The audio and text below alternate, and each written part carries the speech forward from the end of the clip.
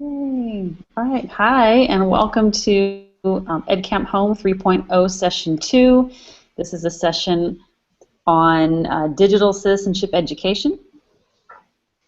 And right now there's two of us in here, and three or four more were invited, so we'll see if they're able to hook up with us. I'll be checking that periodically, so if it looks like I'm spacing out, that's just because I'm checking the spreadsheet to see if I need to invite anybody else in. Also, we have, if you're viewing this, there is a Q&A session that I enabled. So if you click on Q&A, you can see the question bar on the right. And if you have questions and you're viewing, and I see we do have a viewer, at least one already, ask us questions, and we'd love to participate with you. Let me tell you a little bit about myself. My name is Ray Fearing. I'm an educational technology coordinator. I taught high school science for about 12, 13 years before I moved to the district office, and now I work with all the teachers and helping them integrate technology. So I'm excited to be here. And Kaylin, let's hear a little bit about you.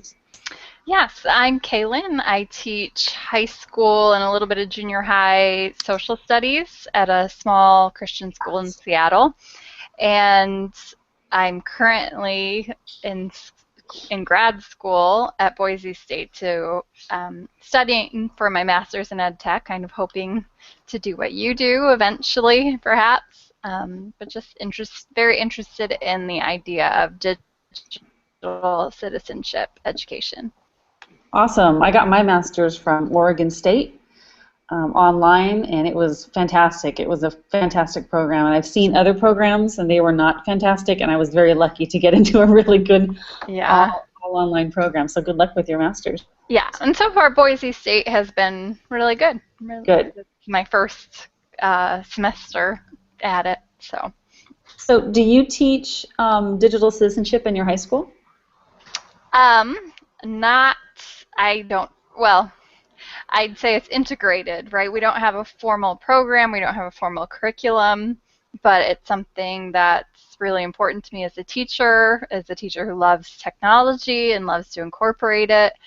I have a lot of concern, and I know my administrator has a lot of concern about the safety of students and the maturity of students and using technology well. So I'm more concerned about how I can incorporate it, because there isn't, we're a small private school, so there's not really a computer teacher, there's not a tech specialist, so it's up to each teacher. Right. Well, I actually think that's the best way to teach digital citizenship, because if the teachers don't know it, how can they model it and teach it during the year? Just teaching it to the kids, I think, is the wrong way to go about it, but it's what we default to, because you have a computer teacher and the kids run through that class. You want them to teach those kids digital citizenship, but I think it's just as important for the teachers to get it. And so that's something I'm really struggling with, is how can I make sure that all the teachers I work with have gone through the lessons as well and understand it as well, because we have to. And as a high school teacher, social media runs the school. Yeah. They, whether you allow it or not, they're on it, and teachers have to understand it and be able to help guide kids, because they don't understand about their digital footprint or the digital tattoo. And so we're using Common Sense Media, their digital citizenship program, which is all online and free. And it's pretty good. I've taught lessons myself last year in several classrooms, and the teachers loved it. Students responded to it, and it's really good. I was teaching one lesson outside. There's outside activities that we do as well.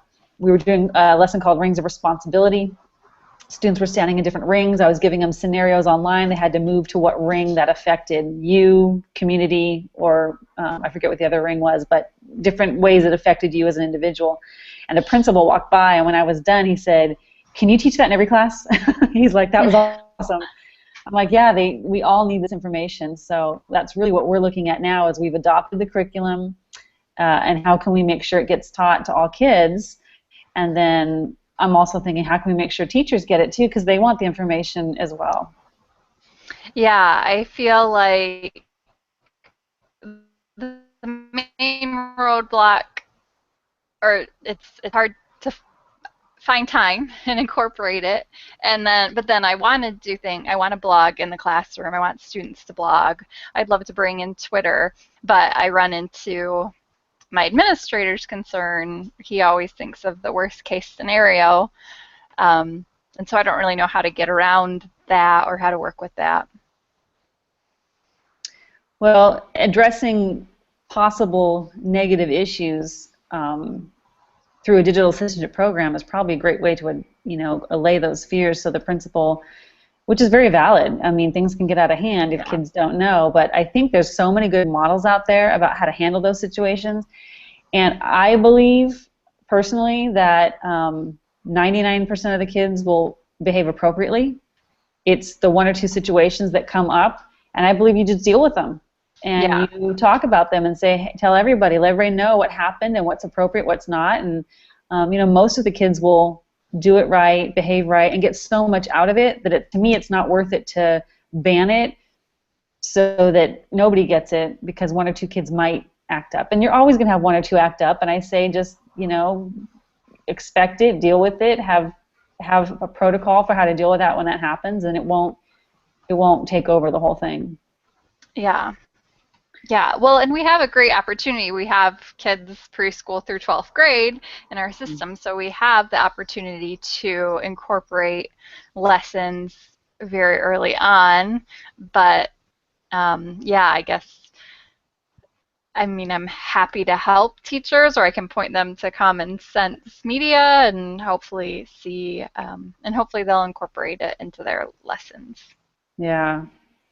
So the trick would be how to get it in there in everybody's lessons. Right. So they're all having the common language, because I think that really helps too. If all the kids are familiar with terms and can talk about it in their classes, then there can be some teaching about it.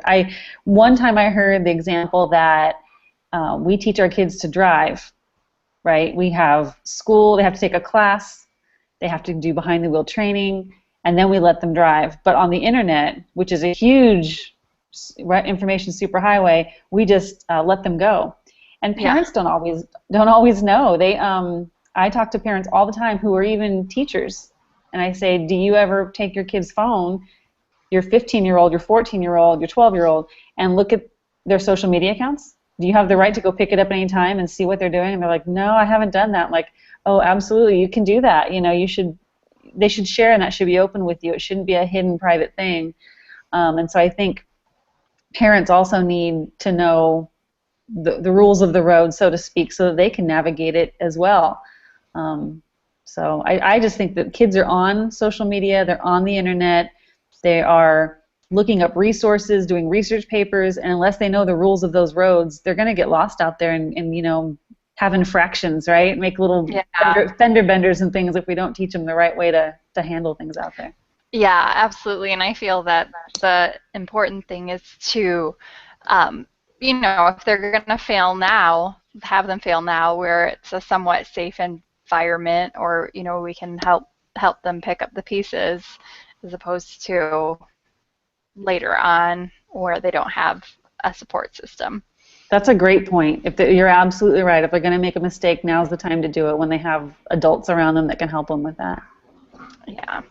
Yeah, and that's one thing with blogging. One of the reasons I want to do it is because I'm seeing so much discussion boards and blogging in my teacher ed in my grad school classes, and it seems like that's in a lot of college classes now, and you don't want them to make this mistake of criticizing or insulting somebody in that college course or in another forum.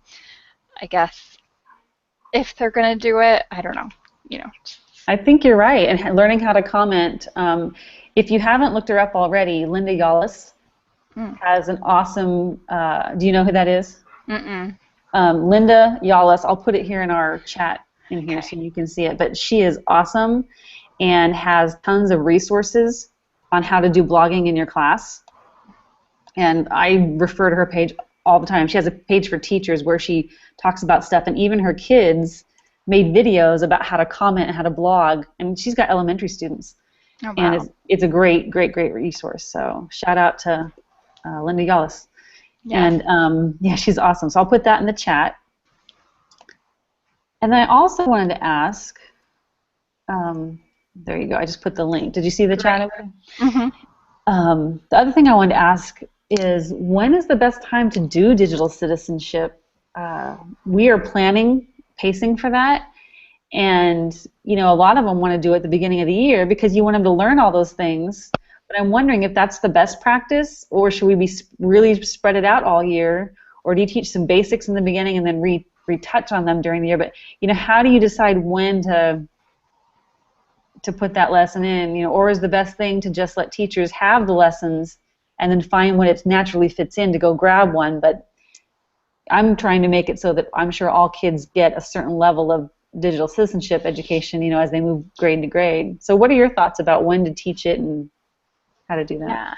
Yeah. Well, one of my thoughts, I know at the elementary level, they teach a lot about communities in social studies.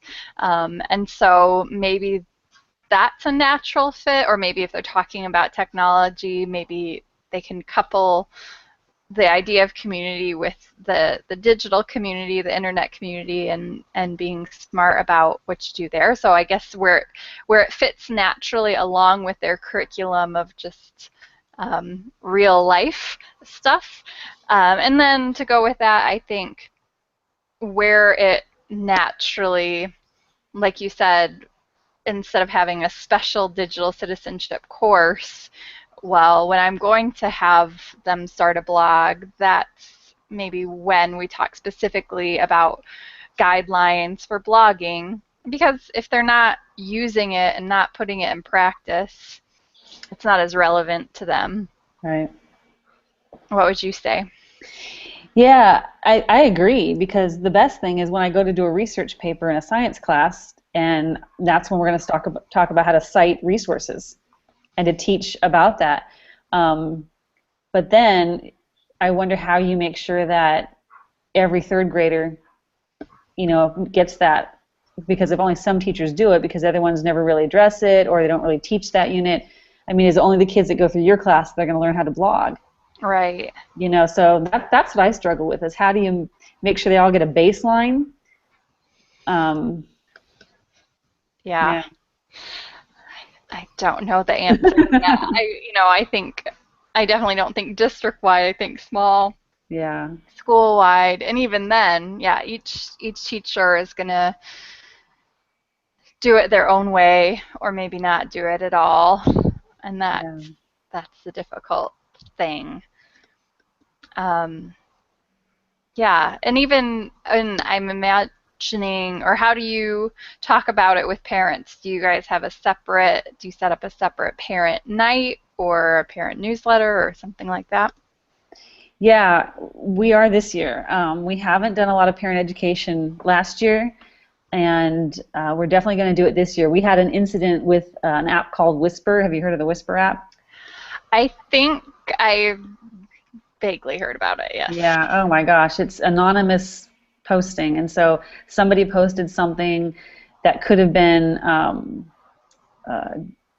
threatening for students at our schools, and so there was a huge issue about, you know, how do we deal with the threatening post, even if we don't know who it's from, or whether it's serious or not. And so anyway, it brought up a bunch of issues, but it really brought to light the need to hold parent nights. So I'm planning to do probably at least 2 a year, maybe one in spring, one in fall, maybe more, where we bring the parents in and put them through some of the lessons, give them some tools to work with their kids.